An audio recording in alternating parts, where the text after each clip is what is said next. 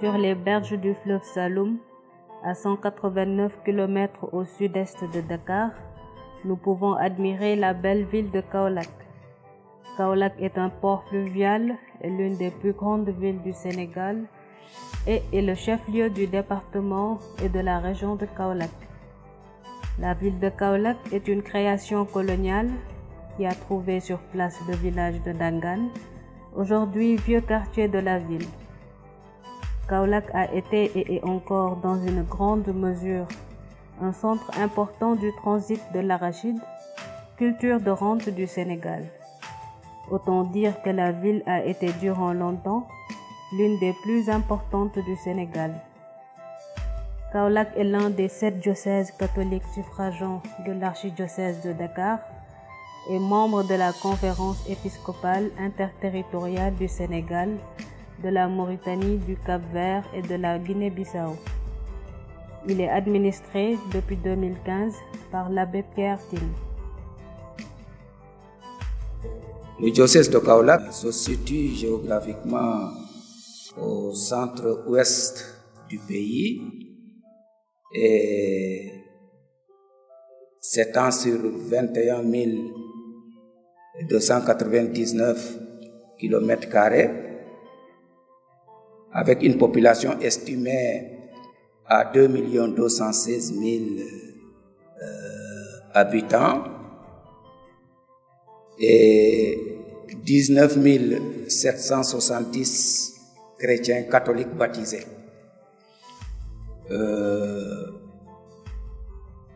Ce diocèse est animé sur le plan pastoral par une cinquantaine de prêtres qui travaillent dans 18 paroisses. Parmi ces prêtres, nous avons une trentaine de prêtres diocésains, 32 plus un diacre précisément. Et nous avons eu, le diocèse a été fondé, est devenu préfecture apostolique, précisément le 21 janvier 1957, avec comme préfet apostolique Monseigneur Théophile Kadou, et a été érigé en diocèse le 6 juillet 1965, avec comme premier évêque toujours Monseigneur Théophile Kadou, qui a été évêque de Kaolack donc de 1965 à 1974. Et c'est en juillet 1974 que sa démission a été acceptée. Il a été remplacé par Monseigneur Théodore Adrien Sarr, qui a été évêque de Kaolack de 1974 à 2000. En 2000, il a été nommé archevêque de Dakar et il a été remplacé par Monseigneur Benjamin Ndiaye, qui a été nommé en 2001 et devenu évêque de Kaolack de 2001 à sa nomination comme archevêque de Dakar en 2014, en décembre 2014. Donc voilà les différents évêques qui se sont succédés à la tête de ce diocèse. Voilà donc depuis, comme je l'ai dit tout à l'heure, depuis février, depuis que Monseigneur Benjamin a quitté ce diocèse le 22 février 2015, puisqu'il a, après sa nomination, il est resté comme administrateur apostolique. Donc, je suis devenu administrateur du diocèse jusqu'ici. Depuis le 25 juillet 2018, Kaolack a un nouvel évêque en la personne de Monseigneur Martin Tine. La nouvelle de sa nomination a été portée par le nonce apostolique, Monseigneur Michael Banache en personne. Nous remercions le nonce apostolique vraiment d'avoir la délicatesse de se déplacer, de venir à Kaolack même pour faire l'annonce. Il a tenu à cela en disant que Kaolack est resté longtemps sans évêque. Vraiment, je tiens à venir moi-même faire l'annonce sur place. Et c'est effectivement ce qu'il a fait. Et ça a été organisé à la cathédrale avec une cérémonie paraliturgique au cours de laquelle il a fait l'annonce. Et il y avait des fidèles dans la cathédrale, ça a été bien accueilli, vraiment avec des applaudissements qui montrent que vraiment la nouvelle a fait plaisir à tout le monde, j'espère. Et du coup, même sur le moment, le nonce a appelé Monseigneur Martin qui se trouvait à Rome à ce moment-là. Ils se sont parlé au téléphone, et puis voilà, devant tout le monde, et puis il a entendu même les applaudissements des gens. Donc c'est comme ça qu'on a accueilli cela, et voilà, c'est parti rapidement avec les réseaux sociaux. Et depuis cette annonce, les préparatifs vont bon train. Depuis le 1er août 2018, un comité d'organisation est mis sur pied, piloté par l'abbé Nestor Sen, directeur des œuvres. Depuis le 25 juillet, c'est parce que c'est le 25 juillet, en la solennité, donc à la fête de Saint-Jacques apôtre, que Monseigneur le nonce apostolique a annoncé officiellement la nomination de Père Martin Boucatine comme évêque de Kaolack. Et depuis ce jour, donc, on s'est constitué en comité d'organisation et en commission de travail. Le comité d'organisation, c'est en quelque sorte le comité d'administration qui administre un peu les différentes commissions de travail. Donc, ça a été une grande joie parce que l'annonce a été faite à la cathédrale, même au cœur de la cathédrale de Kaolack. Et depuis ce jour, donc, la nouvelle est répandue ici et ailleurs. Donc, à travers les réseaux sociaux, à travers la télé, à travers les radios, ainsi de suite. Et maintenant, à notre niveau, après avoir accueilli cette bonne nouvelle, après avoir mûri la réflexion, on s'est dit que il faudrait se préparer pour l'ordination épiscopale. Étant entendu que, après cela, la date qui a été choisie et retenue a été le 24 novembre. Donc le temps qui nous est imparti est un peu court, donc on s'est dit il faut qu'on se mette au travail. Et c'est la raison pour laquelle depuis le 1er août, on a commencé à travailler au niveau des commissions, au niveau du comité. Et c'est pourquoi aujourd'hui, on peut dire que le travail est sur la bonne voie. En tout cas, on a commencé le travail sectoriel au niveau des commissions. Et aujourd'hui même, vous avez été témoin, on avait eu une assemblée générale de toutes les commissions pour un peu évaluer ce que nous avons pu faire depuis l'assemblage précédente qui s'était tenue ici le 6 octobre. Et on aura une prochaine assemblée générale le samedi 17 novembre pour pouvoir maintenant planifier et dégager le plan stratégique pour l'organisation de l'ordination épiscopale. Nous sommes jusque-là satisfaits. Et à la réunion précédente même, le 6, Monseigneur Martin est passé pour saluer l'Assemblée, mais aussi visiter un peu le diocèse. Il est passé à l'évêché, il est allé à la cathédrale, après il s'est rendu au sanctuaire marial de Ndiafat, Kër Mariama. Donc il a passé la journée avec nous aussi, il a mangé avec nous. Et donc il avait été accueilli vraiment avec beaucoup de joie. Les gens étaient très contents de le rencontrer pour certains. D'autres avaient fait connaissance bien avant. Mais certains, peut-être même comme moi qui vous parle, c'était la première fois que je rencontrais Monseigneur Martin. Donc, il nous a salués, il a prié avec nous et on a travaillé ensemble pour voir un peu comment faire pour réussir l'organisation totale, globale de l'ordination épiscopale.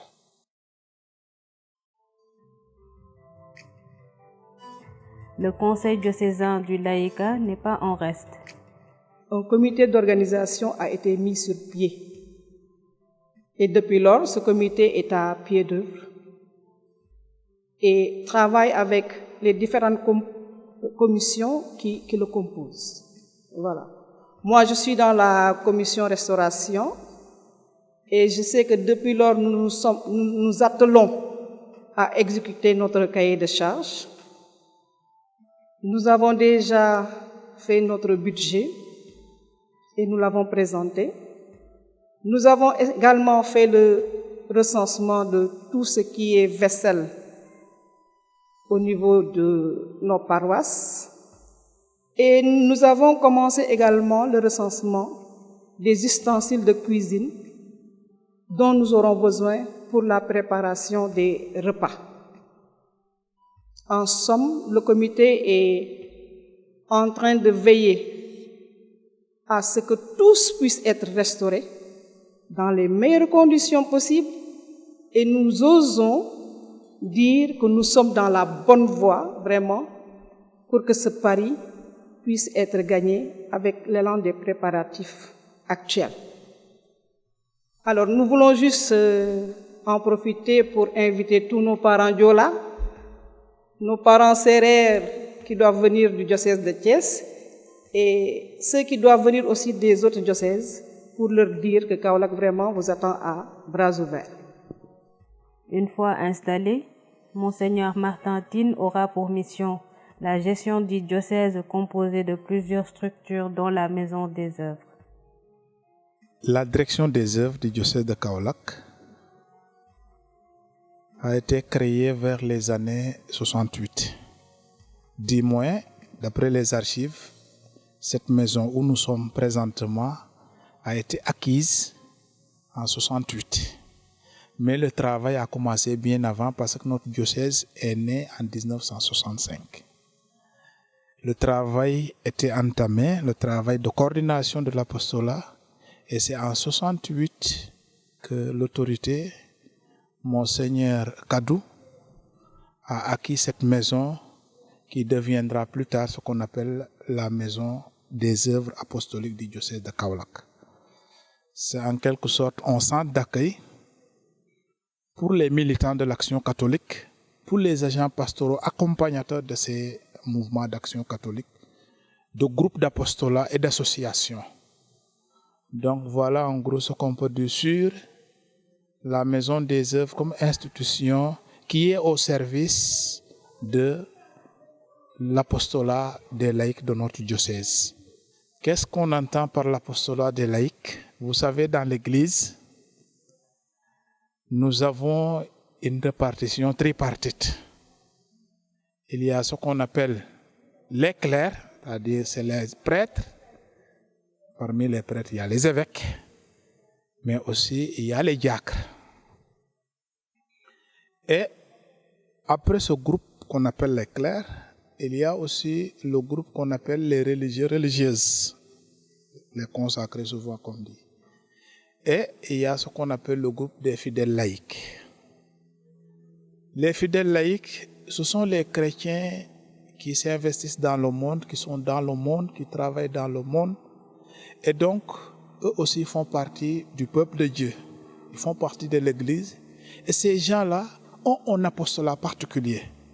Le travail consiste à se sanctifier dans le monde, mais à travailler pour que le monde soit sanctifié à travers leurs œuvres, à travers leurs témoignages de vie. Et c'est la raison pour laquelle on parle d'apostolat des fidèles laïcs. Cet apostolat se vit à deux niveaux. Au niveau individuel, personnel, quelqu'un vit son apostolat à travers son travail comme magistrat, à travers son travail comme journaliste, à travers son travail comme policier, homme de tenue. L'autre le fait à travers peut-être l'agriculture, à travers le monde des affaires, ainsi de suite. Mais en dehors de ces engagements individuels, il y a aussi les autres engagements qui sont des engagements collectifs. C'est à ce moment qu'on trouve ce qu'on appelle les mouvements d'action catholique, qui sont basés sur la méthode du voir, juger, agir. Mais à côté de ces mouvements d'action catholique, il y a aussi ce qu'on appelle les groupes d'apostolat et les associations amicales. Les groupes d'apostolat, on peut donner un exemple, c'est ce qu'on pourrait appeler, par exemple, le renouveau charismatique. C'est un groupe d'apostolat, mais avec un aspect spirituel. Ici, à Kaolack, par exemple, on a ce qu'on appelle le groupe des hommes catholiques. Ce n'est pas un mouvement d'action catholique, mais c'est un groupe d'apostolat, c'est-à-dire ce sont des hommes qui se sont engagés dans le mariage ou des hommes qui ont l'âge de se marier, qui se retrouvent pour discuter des questions de famille. C'est ça qu'on appelle groupe d'apostolat. Les associations, on peut considérer l'Union diocésaine des femmes catholiques, les amicales qui sont au niveau de la base, comme l'association des femmes catholiques de telle ou telle autre paroisse, comme à Sibassor, à Foundiougne, à Kaolack même, au niveau des CEB. Les amicales de jeunes, comme au niveau du diocèse, on a ce qu'on appelle la coordination de la pastorale des jeunes. Mais dans chaque paroisse, on a une amicale de jeunesse. Donc c'est tout ce monde qui constitue ce qu'on appelle l'apostolat organisé des mouvements, c'est-à-dire les engagements collectifs, les engagements en groupe. Donc c'est comme ça que ça marche, c'est à deux niveaux.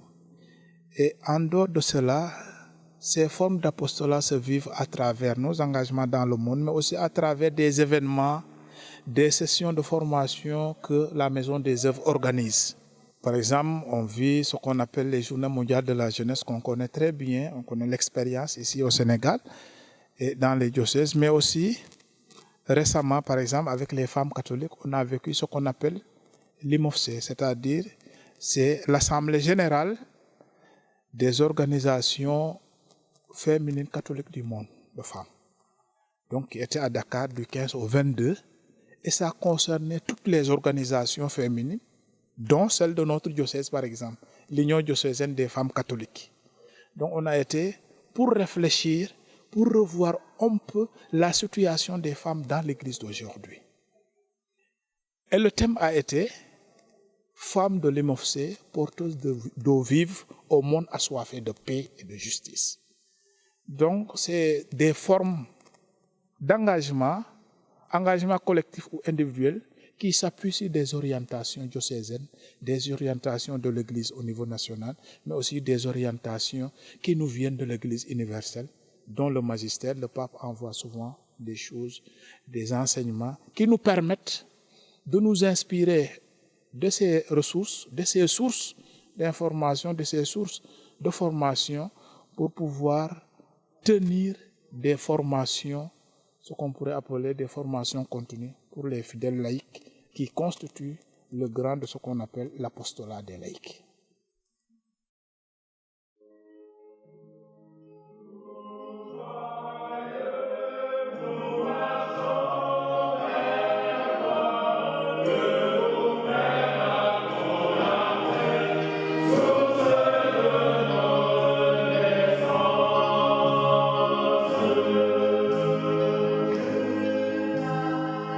À 22 km de Kaolack, dans le village de Ndiafat, trône un pôle spirituel dénommé Cœur Mariama, composé de plusieurs structures, parmi lesquelles le grand séminaire propédeutique.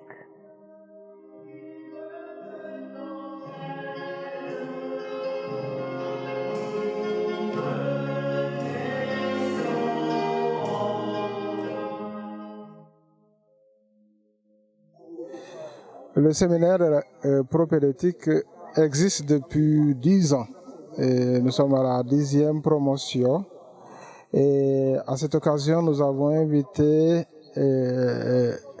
la première promotion de Kaolack, qui est prêtre depuis l'année dernière. Et deux d'entre eux sont venus célébrer l'Eucharistie. Ils ont un à présider la messe et l'autre à prêcher. Et nous sommes très fiers d'avoir les premiers fruits du séminaire. Cette année, le séminaire propédeutique accueille 14 jeunes. 6 nous arrivent de Dakar, 5 de Thiès, 2 de Ziguinchor, 1 de Kolda. Les diocèses de Saint-Louis, Kaolack et Tambacounda n'ont pas pu être représentés. Nous espérons que les années à venir, ils seront là. Le séminaire se situe bien sûr dans ce que nous appelons le pôle spirituel Cœur Mariama de Kaolack. à côté de Ndiafat, qui est constitué du sanctuaire dédié à Notre-Dame du Sacré-Cœur, du séminaire lui-même, des sœurs carmélites missionnaires thérésiennes et du Carmel, les frères Carme Déchaussés. Voilà ce qui constitue le pôle spirituel du séminaire. Et nous avons tous les amis qui sont venus aussi se joindre à nous pour prier, les ouvriers qui travaillent ici, mais aussi toutes les personnes qui se sentent liées à cette institution pour prier pour nos jeunes. C'est une fête pour nous. En attendant la grande fête du 25 janvier, où nous allons vraiment ouvrir les portes pour célébrer les 10 ans de l'existence du séminaire. Je souhaite que Dieu accompagne vraiment cette promotion pour que chaque séminariste fasse une expérience spirituelle en ce début de sa formation versus le sacerdoce. Voilà. Merci.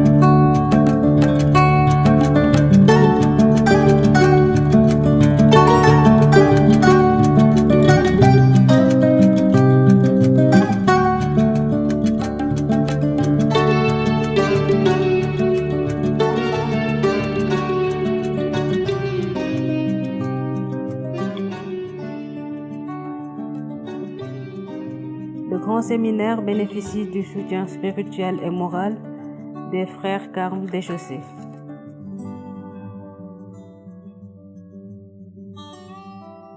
Voilà, donc je fais partie de la communauté des Carmes des Chauds de Cœur Mariama. Nous sommes 5 frères, tous les 5 d'origine française, qui venons du sud de la France. Qu'est-ce qu'un carme? Alors vous voyez à ma droite, vous avez une icône du prophète Élie, donc vous connaissez bien le prophète Élie, hein, et si vous le connaissez pas, il faut aller voir premier livre des rois au chapitre 17 jusqu'au deuxième livre des rois au chapitre 4. Donc ce grand prophète qui alterne une vie dans sa grotte où il rencontre le Seigneur, et puis une vie apostolique où il va prêcher au roi Akab la conversion, ainsi qu'au peuple d'Israël. Et donc ce prophète Élie est l'inspirateur des Carmes. Nous essayons d'avoir une vie un peu semblable à la sienne. Non pas que nous vivions dans des grottes, et d'ailleurs ici au Sénégal ce serait compliqué, mais nous essayons de vivre, d'alterner les périodes où nous vivons une vie plus contemplative, de type monastique, un peu comme à Kermoussa, et puis une vie apostolique, où soit en accueillant des personnes au couvent, soit à l'extérieur aussi, en prêchant, en participant à la vie de la paroisse, en prêchant beaucoup de retraites, et pas simplement sur le diocèse de Kaolack, mais aussi sur d'autres diocèses, en particulier le diocèse de Dakar ou de Thiès. Voilà un peu la vie des Carmes. Alors vous allez me poser la question, mais le prophète Élie a vécu 900 ans avant Jésus-Christ, donc ça fait 2900 ans qu'il y aurait des Carmes. Alors pas tout à fait. En fait, les Carmes sont nés il y a 800 ans sur le mont Carmel. Le mont Carmel, c'est là où Élie avait sa grotte. C'est des croisés qui, après avoir combattu à la deuxième croisade, plutôt que de rentrer chez eux en France et en Angleterre, se sont installés autour de la grotte du prophète Élie. Et puis, 3 siècles plus tard, vers 1560, dans les années 1560, pour les frères, on fête nos 450 ans dans quelques semaines. Donc en novembre 1568, il y a eu une réforme faite par 2 saints dont vous avez peut-être entendu parler, qui sont Sainte Thérèse d'Avila et Saint Jean de la Croix, qui ont donné naissance à une nouvelle communauté religieuse qu'on appelle les Carmes Déchaussés, dont je fais partie. Alors ici à Cœur Mariama, qu'est-ce que nous faisons? D'abord, nous sommes arrivés ici en fin 2010, la fin de l'année 2010, dans le cadre d'un projet imaginé par Monseigneur Benjamin, qui est le projet de Cœur Mariama, donc un grand espace diocésain qui fait 30 hectares, sur lequel il y a à la fois le sanctuaire dédié à Notre-Dame du Sacré-Cœur, la propédeutique, c'est-à-dire la première année de grand séminaire pour tout le Sénégal, une communauté de sœurs carmélites thérésiennes qui tiennent un dispensaire, et puis notre couvent de Frères Carmes. Et notre première mission est d'abord de prier pour le diocèse. Ensuite, notre deuxième mission, c'est de participer à la formation des séminaristes. Donc, nous avons 3 des 5 frères qui sont professeurs au séminaire et nous avons aussi une partie de l'accompagnement des séminaristes. C'est pour cette raison, à cause de la proximité du séminaire, que nous sommes à cet endroit-là et pas à un autre. Et puis, nous, à partir de là, nous rayonnons, nous participons à la vie de la paroisse, et puis dans tout le diocèse de Kaolack et à l'extérieur. Nous accueillons aussi de plus en plus de personnes, donc si vous voulez venir faire une retraite chez nous, c'est tout à fait possible. Nous avons en tout 9 chambres et un dortoir qui permet d'accueillir des groupes.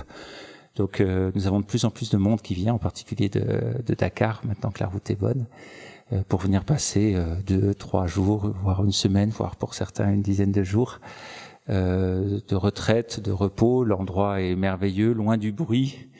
On n'entend que le bruit des oiseaux. Et puis là, vous voyez pas parce que nous sommes dans une pièce, mais si vous voyez autour du couvent, vous verriez tous les arbres. C'est presque une forêt maintenant qui est autour du couvent.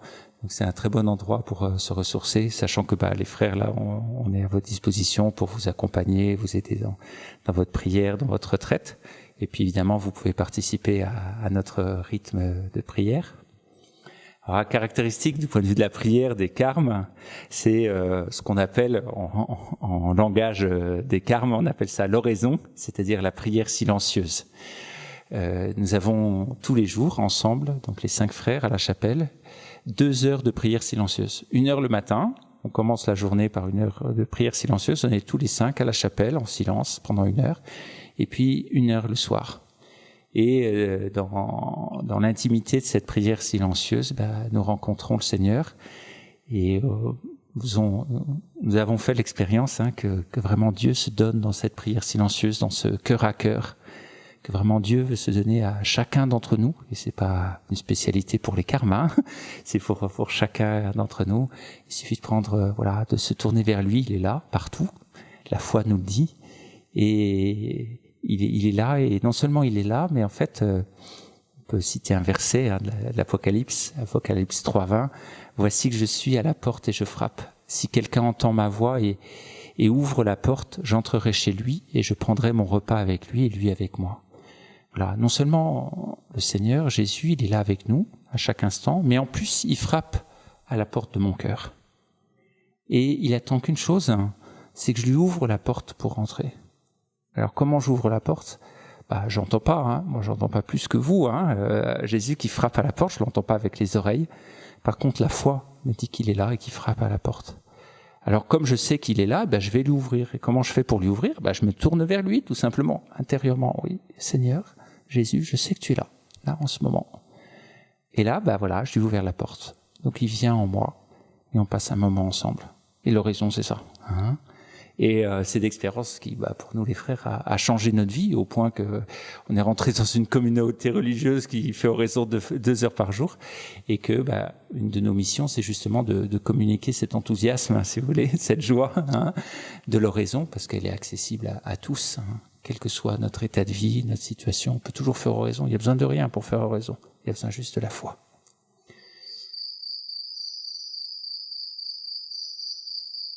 Hormis les prêtres diocésains formés à Ndiafat, le diocèse abrite également des maisons de formation, des congrégations religieuses, dont le noviciat des Pères Pierristes situé à 53 km de Kaolack.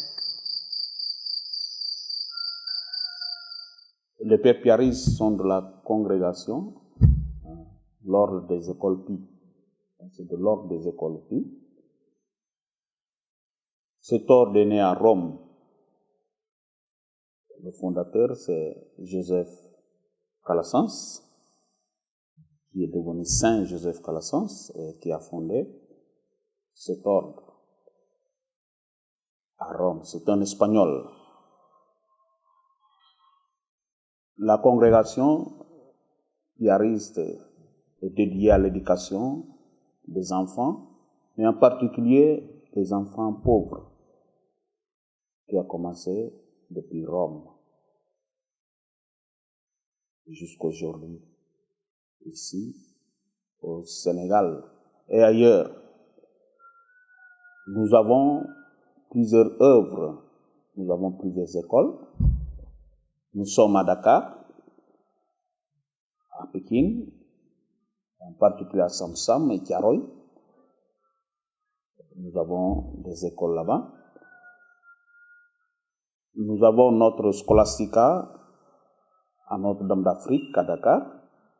Vous connaissez aussi la paroisse des martyrs de l'Ouganda,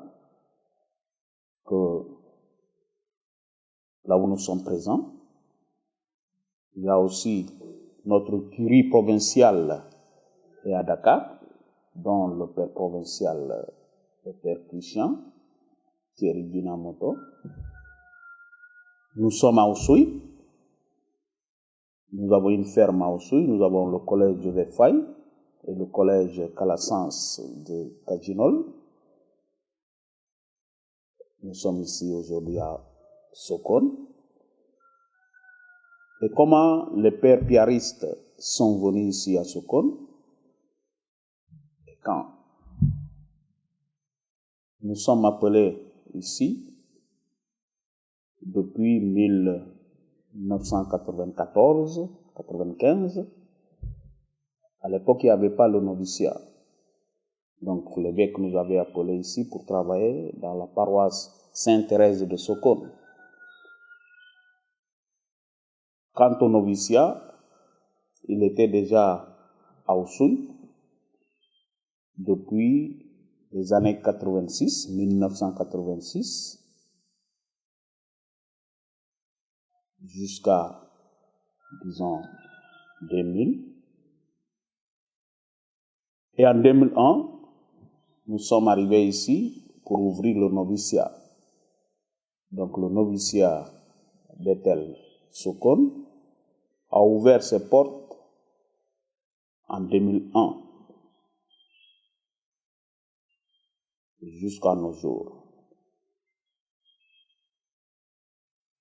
Ce noviciat était constitué de plusieurs provinces. Nous dépendions à l'époque de plusieurs provinces, dont la province de la Catalogne, la province de l'Aragon, en Espagne, la province de l'Italie, et aussi une troisième qu'on appelle la troisième démarcation. Il y avait à l'époque des novices camerounais, des novices équato-guinéens, des novices ivoiriens, jusqu'en 2010. De 2001 en 2010, nous travaillons avec ces provinces que j'ai citées. À partir de 2010, avec la restructuration de l'ordre, les novices camerounais sont repartis chez eux pour faire une seule province avec ceux de la Guinée équatoriale. Nous nous sommes restés avec la Côte d'Ivoire et l'Italie s'est retirée. C'est à partir de ce jour que les novices de la Côte d'Ivoire viennent ici au Sénégal pour le pré-noviciat. Voici un peu l'historique du noviciat de Sokone. Et en plus de cela, maintenant le noviciat. Qu'est-ce que cela veut dire le noviciat? La période du noviciat, c'est un temps de probation. La probation, c'est les novices, les jeunes qui viennent ici au noviciat pour avoir un temps de réflexion sur leur vocation, pour après prendre une décision après ce temps de discernement vocationnel. D'où le noviciat, c'est une période aussi d'initiation à la vie religieuse. Nous apprenons à ces jeunes qu'est-ce que c'est que la vie religieuse, donc à travers les cours. Et dans les cours, sont divisés en 4 dimensions. Il y a la dimension humaine, dimension chrétienne, dimension intellectuelle et notre dimension calasantienne, notre charisme. Dans la dimension humaine aussi, ils font des cours sur la psychologie. Chrétienne, nous avons des cours sur l'initiation à la Bible,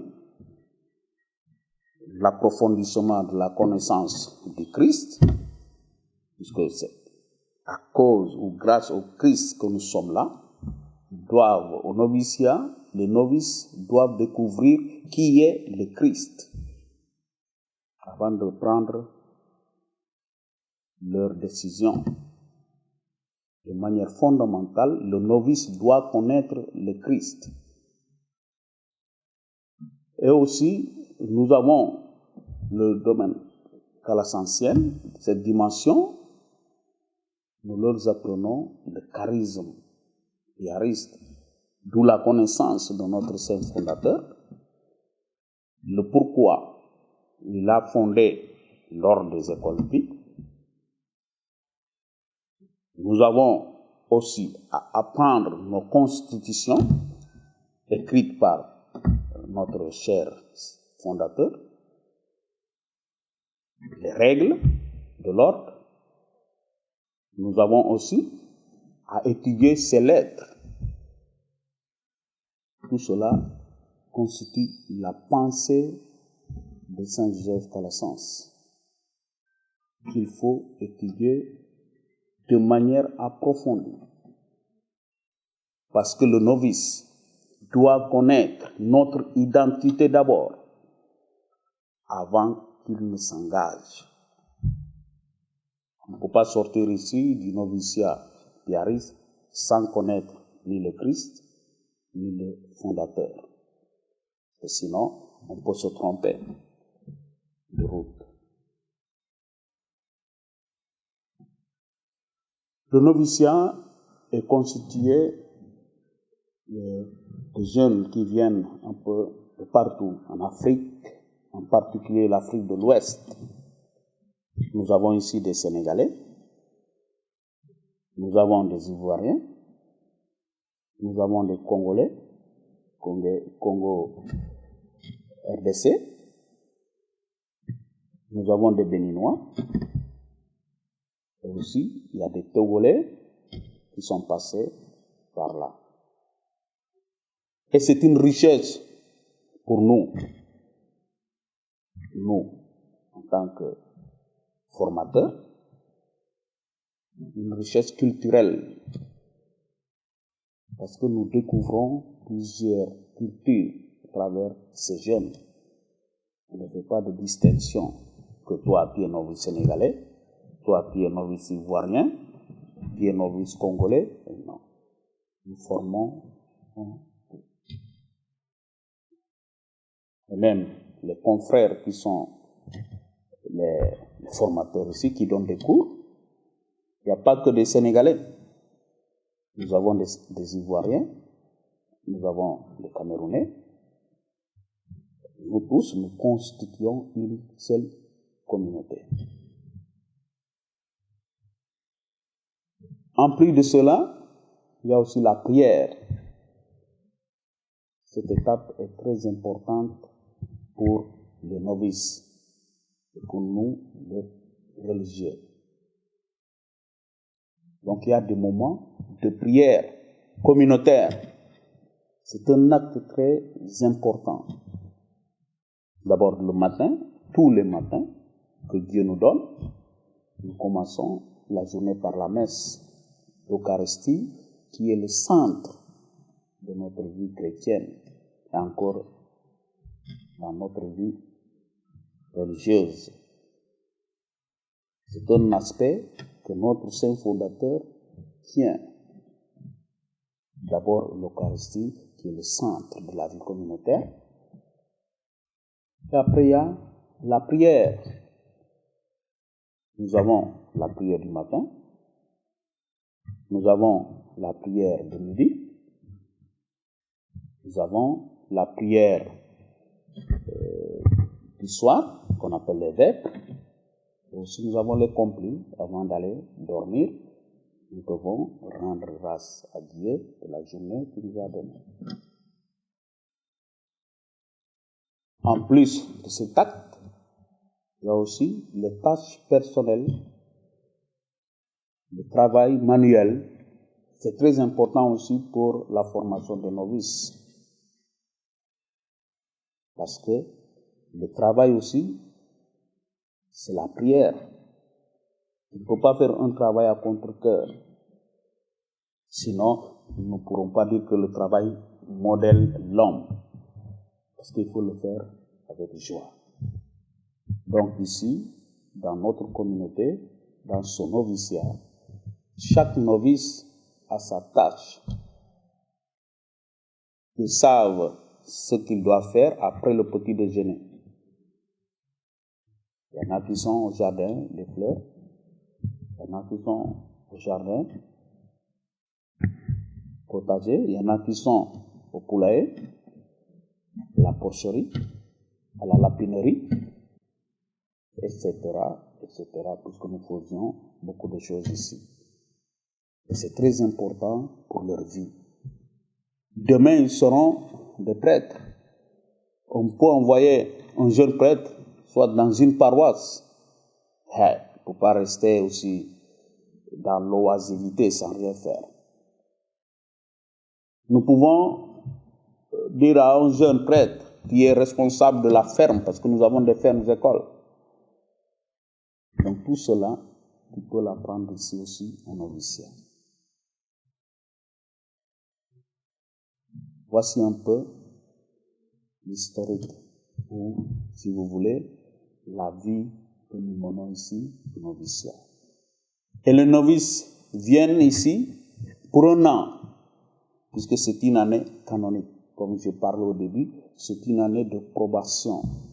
Toute l'année, 12 mois sur 12. Ils viennent de septembre et ils quittent aussi en septembre pour que le nouveau groupe arrive.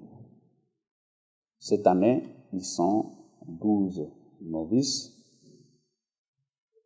Je vous demande également aussi de prier pour ces jeunes, que le Seigneur vraiment leur donne son esprit afin qu'ils le découvrent de manière plus profonde et qu'ils puissent s'engager, dire oui le jour de leur profession. À la fin de leur formation théologique, ces religieux sont envoyés dans des paroisses gérées par les pères piaristes. Alors, je me nomme le père Moreau Louserge Augustin, ivoirien et piariste, et je suis curé de la paroisse Sainte-Thérèse de l'Enfant Jésus de Sokone depuis l'année dernière. Et cette paroisse, qui dépend du diocèse de Kaolack,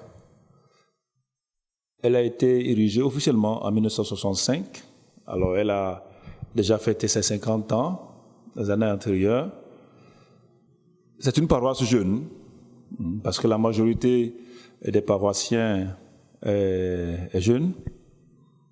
Et nous avons comme entité sur la paroisse, d'abord, la chorale jeune, chorale Sainte-Thérèse, le mouvement des femmes, le groupe de renouveau charismatique, un groupe marial, je dis bien marial parce que le groupe vient de naître et elle se prépare justement à porter le nom de Légion de Marie. Mais pour le moment, nous préparons ce groupe à y arriver. Et c'est pourquoi nous avons voulu la dénomination groupe marial. Et nous avons aussi les CVAV, la coordination des jeunes, les scouts et guides. Et pour parler aussi de groupement, nous avons la commission des CEB, qui regroupe toutes les CEB. Et pour parler des CEB en particulier, nous en avons 5. Et avec les CEB, nous essayons de vivre l'église famille, qui a, ces CEB ont leur réunion, leur rencontre de prière tous les mercredis à 18h15. Et pour préciser certaines choses, pour entrer dans une nouvelle dynamique, nous avons essayé de mettre justement quelques groupes que je viens de citer, des groupes de prière, en l'occurrence le groupe marial, le renouveau charismatique, et parce que ce sont des groupes qui n'existaient pas avant.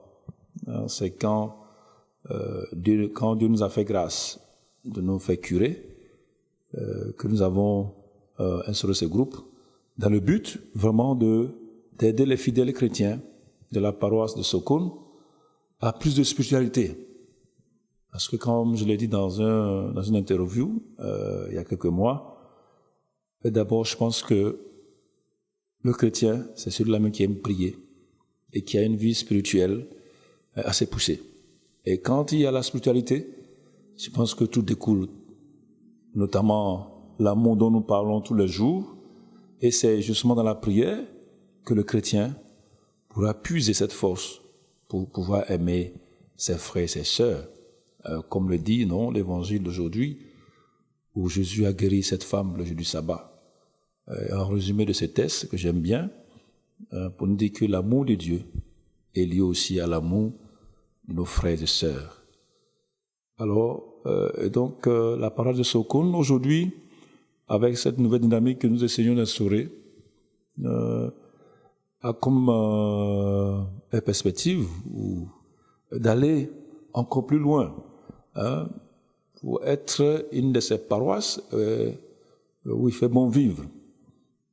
Et sous la protection de Marie, Notre-Dame de toute grâce, qui a été aussi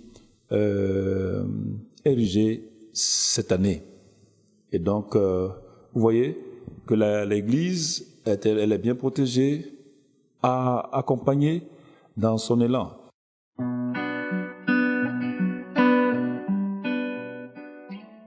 Dans le souci du développement intégral de l'homme, le diocèse investit également dans l'éducation, la santé et le social. Et c'est en juin 2010, que l'évêque Monseigneur Benjamin Ndiaye m'avait envoyé aux études à Rome pour faire sociologie.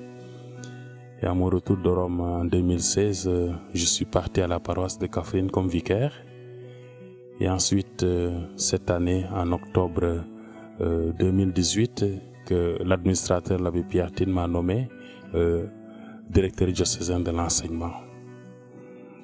Un service assez chargé, assez lourd, qui n'est pas du tout facile, parce que l'enseignement est toujours assez complexe. Et nous gérons donc beaucoup de monde. Nous avons beaucoup d'enseignants. Nous avons aussi beaucoup d'écoles. Et nous avons aussi beaucoup d'élèves. C'est pour cela que c'est un service assez délicat qui nous interpelle pour un service de qualité. Ici à la DIDEC, nous avons une comptable, une secrétaire et moi-même directeur, et nous travaillons en étroite collaboration avec les chefs d'établissement, je veux dire les directeurs, qui avec eux nous réfléchissons pour voir les défis à lancer, les défis à relever plutôt dans les différentes écoles qui appartiennent à notre diocèse, qui sont aussi dans notre diocèse les écoles de congrégation. Nous cherchons donc à répondre à la demande sociale qui les populations nous sollicitent parce que l'enseignement catholique est réputé être de qualité. Cependant, nous voulons répondre à cet appel, à cette demande, en construisant assez de salles de classe pour rendre toujours accessibles nos locaux et que nous puissions ne plus avoir des classes multigrades, que nous puissions ne plus avoir aussi des classes trop chargées. Voilà en gros pour présenter un peu l'enseignement catholique au niveau du diocèse de Kaolack. Nous avons aussi des perspectives puisque nous voulons construire d'autres écoles là où l'école catholique n'est pas représentée, puisque aussi la population en demande. Dans le diocèse à Ndofane, les gens demandent vraiment un collège. Nous y réfléchissons pour voir la faisabilité. C'est la même chose aussi à Kaffrine. À Kahone, les gens demandent une école primaire. Voilà donc beaucoup de défis qui nous sont lancés, auxquels nous devons aussi répondre. Caritas Kaolack s'emploie principalement dans le développement hydraulique. Caritas Kaolack a été créé en décembre 1981 par le cardinal Sarr. En effet, quand le cardinal Sarr est venu dans le diocèse, il a fait une tournée dans toutes les paroisses et les gens lui disaient: Monseigneur, on a 3 doléances. C'est d'avoir de l'eau, première doléance de l'eau, deuxième doléance de l'eau, troisième doléance de l'eau. Et Monseigneur Sarr donc a pu mettre en place ce qu'on appelle le plan diocésain de développement rural, en mettant en place une Caritas qui a donc pu faire durant 20 ans 50 forages qu'on a donc creusés, on a mis à la disposition des populations pour qu'ils aient de l'eau en qualité et en quantité. 140 puits, là on ne peut pas faire de forêt, on a donc fait des puits, 140 puits. 6 digues anti-sel pour pouvoir donc relancer les cultures maraîchères, les cultures vivrières.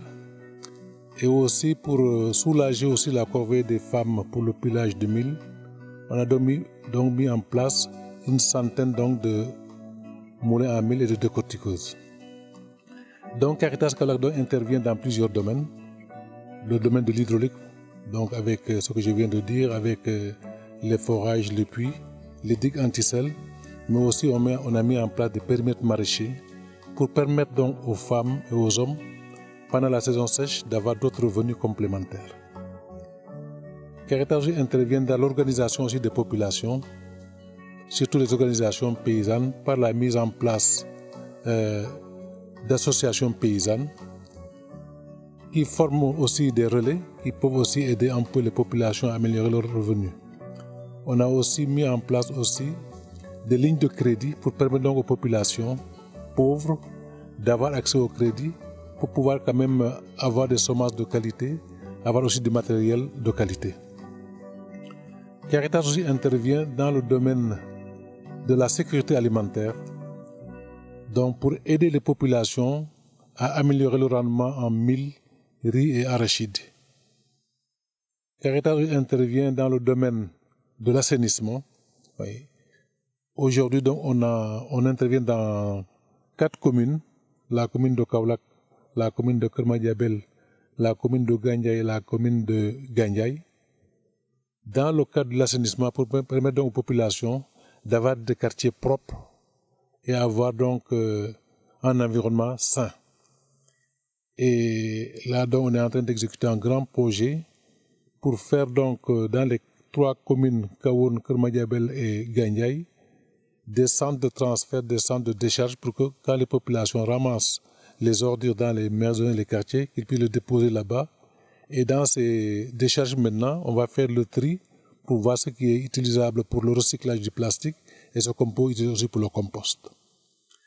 Caritas aussi intervient dans le cadre de l'hygiène et la propreté au niveau des écoles, en mettant en place dans les écoles des latrines et des murs de clôture. Caritas aussi intervient dans le domaine de l'encadrement pour les paroisses. Aujourd'hui, on a donc 18 comités paroissiaux que Caritas anime pour mettre dans chaque paroisse un comité Caritas. Et ce comité-là donc a pour rôle, dès qu'il y a une catastrophe, que ce comité-là puisse se mobiliser et venir en aide aux populations démunies. Caritas intervient dans le domaine aussi de la maintenance, tout ce qui est maintenance hydraulique, tout ce qui est maintenance des machines et des moulins. Et aussi, Caritas intervient dans l'accompagnement aussi des organisations paysannes. Voilà donc en gros ce que fait Caritas, plusieurs domaines. Le domaine de l'eau, le domaine des organisations paysannes, le domaine de l'assainissement, le domaine de l'hygiène et de la propreté. Donc pour les partenaires, donc Caritas a une dizaine de partenaires, parce que tout ce que je viens d'énumérer demande des moyens. Et Caritas Kaolack, chaque année, investit dans le monde rural à peu près 1,5 milliard. Et ça, tout cela pour les populations. Et les partenaires qui nous soutiennent, c'est les partenaires surtout qui viennent d'Europe, Misereo, Secours catholique, des partenaires internationaux comme l'AFD et des partenaires locaux aussi comme les mairies et les conseils régionaux, tout cela. Dans le domaine de la santé, 12 postes sont sous la responsabilité des congrégations religieuses. Le pôle sanitaire du diocèse de Kaolack est composé de 12 postes de santé catholiques qui sont à cheval entre la région de Fatick, Kaolack et Kaffrine, et d'un centre d'enfants handicapés à Sokone, géré par les Sœurs de la Providence.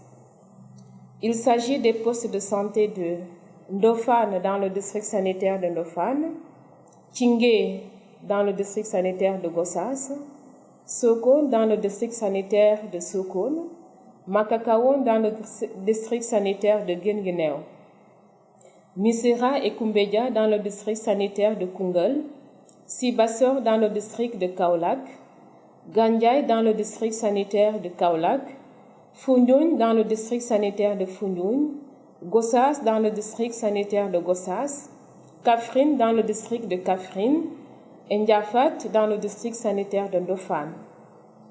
Ils dépendent de l'Association nationale des postes de santé catholiques du Sénégal, qui a son siège à Dakar et compte environ 75 postes dans l'ensemble du pays.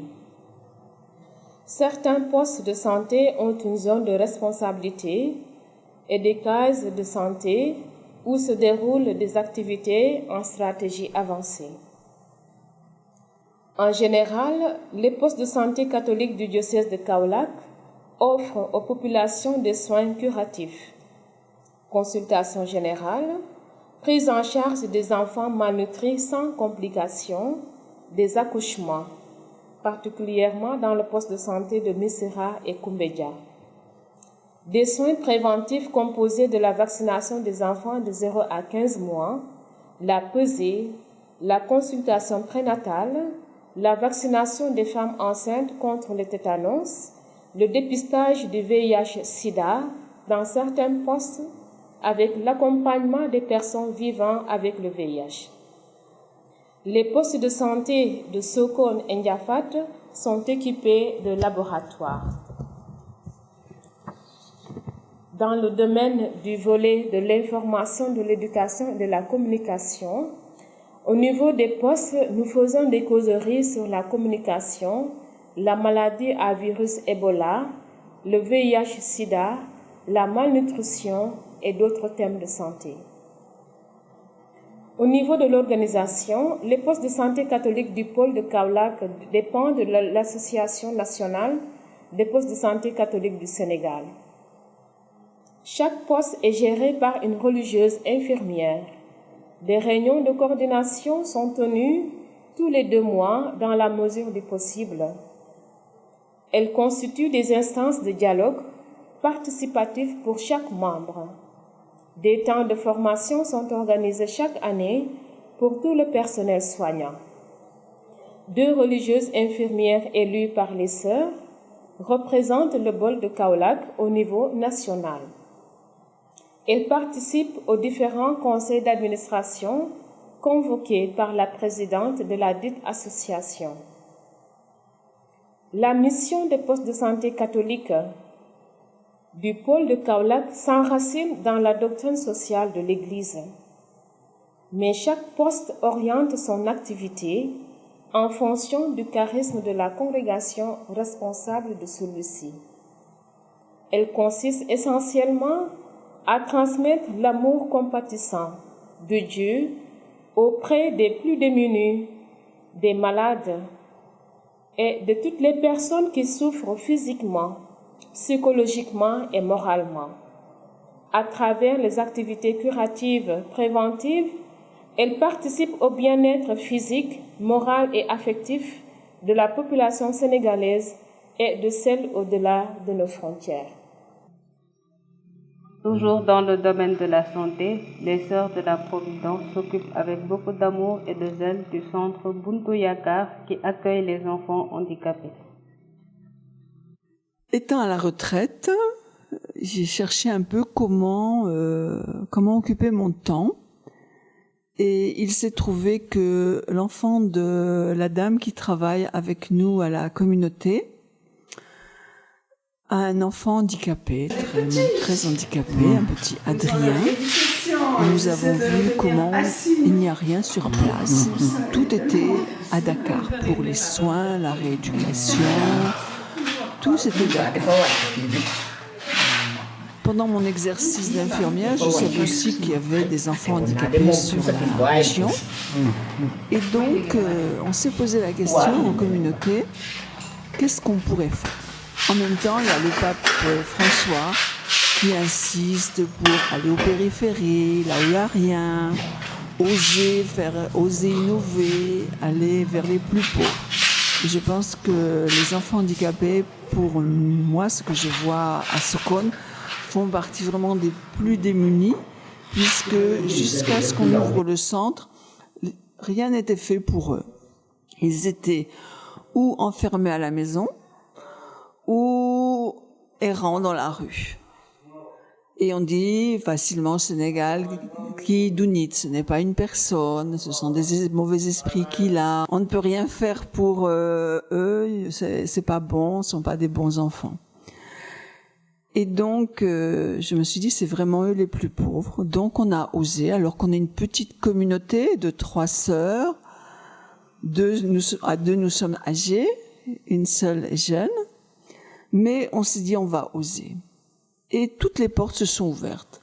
Quand j'en ai parlé au conseil paroissial et à un éducateur spécialisé originaire de Sokone, chacun a dit oui, on y va. Donc, avec l'association des Amis de la Providence, on a réfléchi comment faire, et c'est l'association des Amis de la Providence qui porte un peu officiellement ce projet. Et toutes les portes se sont ouvertes. Nous avons même eu au départ la visite du nonce apostolique qui avait entendu parler que j'allais ouvrir le centre et qui est venu, puisque nous n'avions pas d'évêque à l'époque, il y a 3 ans et demi. Il est venu pour la messe chrismale. Et il a osé affronter la mauvaise route, puisque la route de Kaolack-Sokone était très très mauvaise.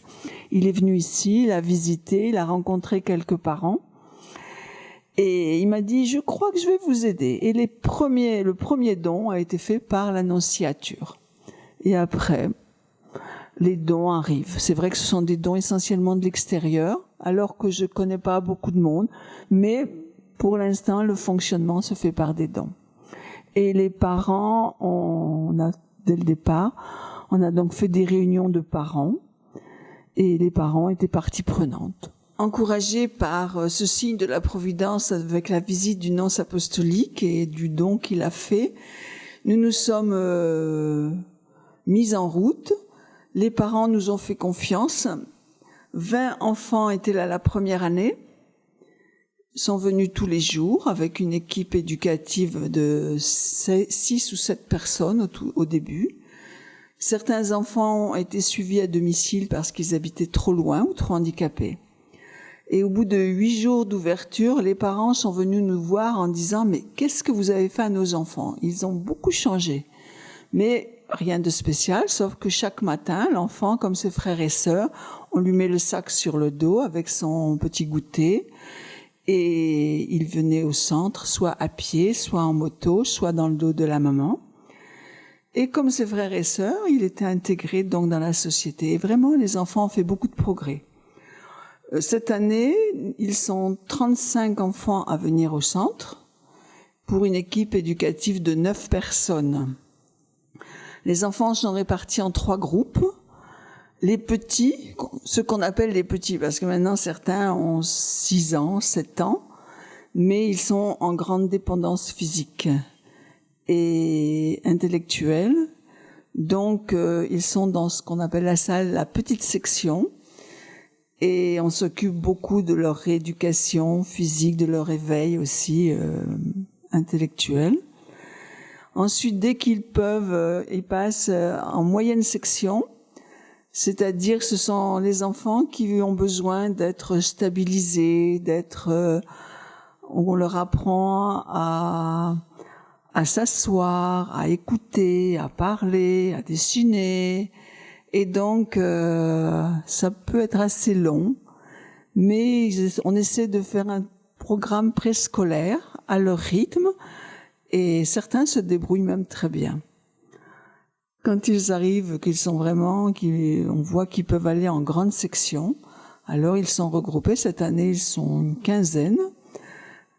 Et ils avancent donc dans l'apprentissage de l'alphabétisation, si on peut dire, l'apprentissage des lettres, de l'alphabet, des voyelles, consonnes, expression orale, expression écrite, et vraiment ils se débrouillent pas mal. Arrive maintenant que certains deviennent grands, et on se pose la question comment les insérer dans un système scolaire normal si possible, ou alors en apprentissage. Mais là, donc, il y a toute une aventure à explorer, et on espère qu'on trouvera des solutions. Mais le but, c'est que l'enfant soit vraiment intégré. Voilà, merci de votre attention, et vraiment, j'encourage tous ceux, toutes celles qui osent cette aventure. C'est vrai que c'est une aventure qui paraît risquée parce que ça demande beaucoup de moyens. Oui, 35 enfants qui payent à peu près 2000 francs par mois, avec 9 personnels d'encadrement. C'est un gros budget. Mais la providence de Dieu est là, et pour nous, on y croit. Et vraiment, ce sont des enfants qui nous apportent beaucoup de joie.